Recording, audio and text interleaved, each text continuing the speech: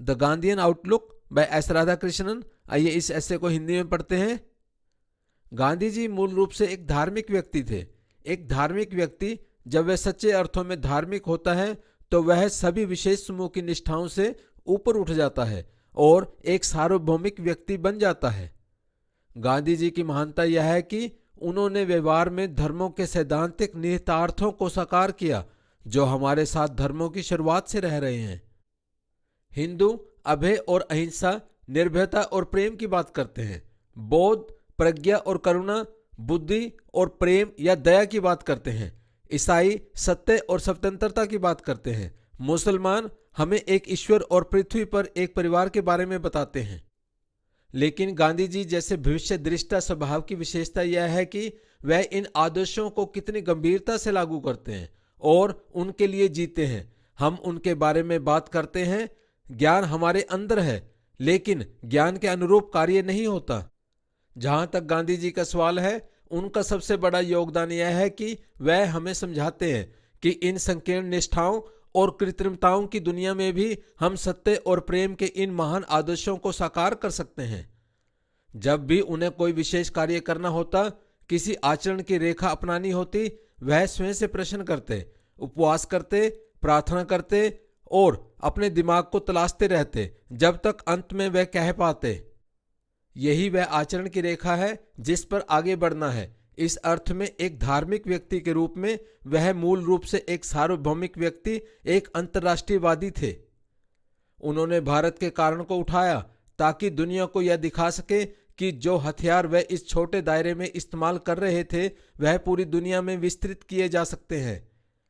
यदि मैं भारत में अहिंसा की वैधता को स्थापित कर सकता हूं तो इसे पूरी दुनिया में भी लागू किया जा सकता है, ऐसा उन्होंने तर्क दिया। उन्होंने तर्क दिया कि राजनीतिक स्वतंत्रता को अहिंसक तरीकों से जीता जा सकता है। वह दुनिया को यह दिखाना चाहते थे कि इतिहास द्वारा पवित्र की गई विधि हिंसा, छल और चालाकी राजनीतिक उद्देश्यों को हासिल करने का एकमात्र तरीका नहीं था। अहिंसक तरीकों से स्वतंत्रता की जीत बाकी दुनिया के लिए एक सबक होगी। इसलिए उन्होंने भारतीय कारण को उठाया, न केवल संकीर्ण देशभक्ति के कारण, न केवल इसलिए क्योंकि वह भारत से संबंधित थे, बल्कि मानवता के प्रति उनके गहरे प्रेम के कारण, और इसलिए कि मानवता को मानवता के सामने आने वाली समस्याओं के प्रति एक अलग दृष्टिकोण, एक अलग रवैया अपनाने में सक्षम बनाने के लिए। इस अर्थ में वह पहले और सबसे पहले एक अंतर्राष्ट्रीयवादी थे और फिर संकीर्ण अर्थ में एक राष्ट्रवादी। उनका राष्ट्रवाद अंतर्राष्ट्रीयवाद का एक साधन था। उनका पूरा दृष्टिकोण सार्वभौमिकता का था। यदि हमारा अंग्रेजों के साथ संघर्ष हो तो हमें अंग्रेजों से घृणा नहीं करनी चाहिए, क्योंकि अंग्रेज और भारतीय दोनों ही एक ही दिव्यता की संतान हैं।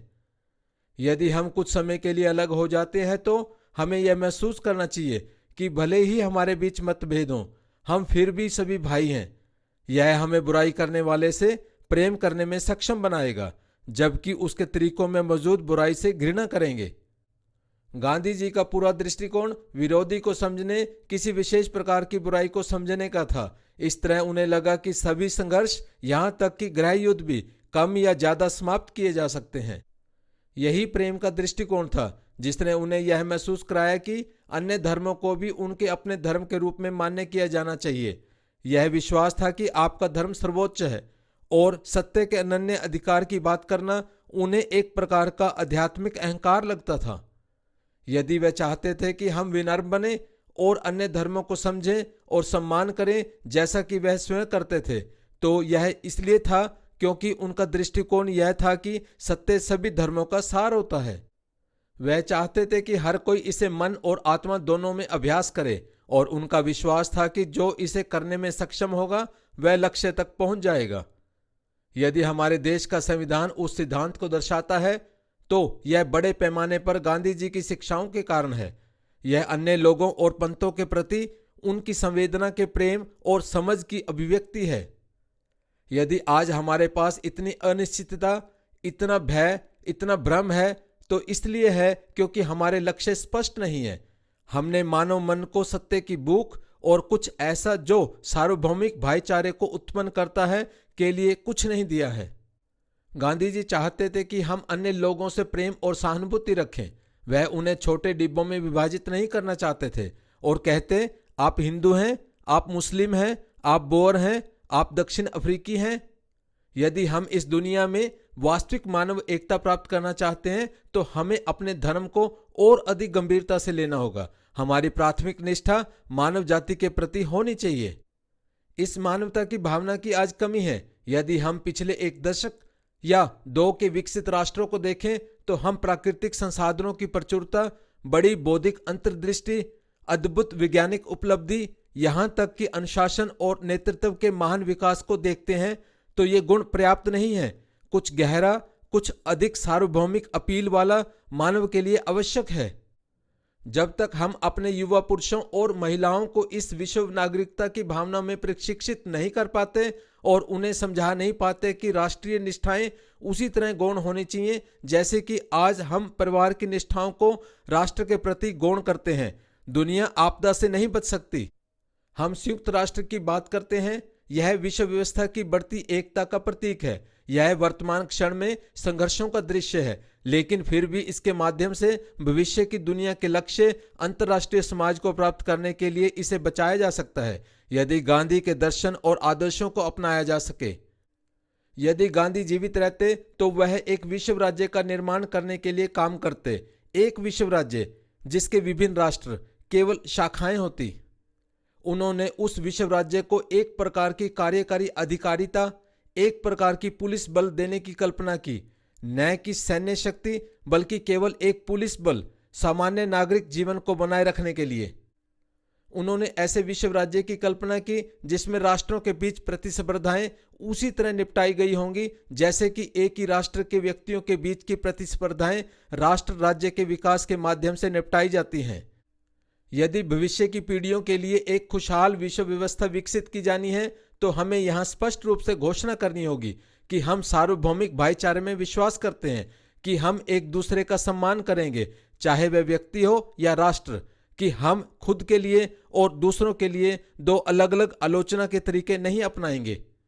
जरूरी है कि एक परिवार, एक ईश्वर आदि की इन सैद्धांतिक मान्यताओं को व्यवहारिक वास्तविकताओं में बदला जाए।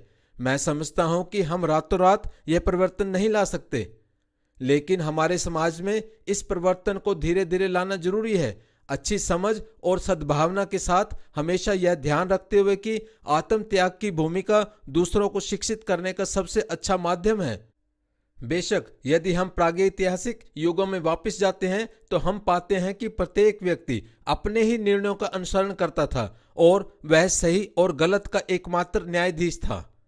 धीरे धीरे समुदाय का जीवन विकसित हुआ और हमने यह अपने आप को कानून के नियम दिए, कानूनी अदालतें, न्यायाधीश और इसी तरह से जिनके माध्यम से समुदाय में गलत का निवारण किया जाता है। फिर भी हमारे पास कुछ व्यक्ति हैं जो इन सभी कानूनों से ऊपर उठ के हैं, सन्यासी जिनकी न तो इच्छाएं होती हैं और न ही संपत्ति, और जो दूर के पहाड़ों में जाकर बैठ सकते हैं।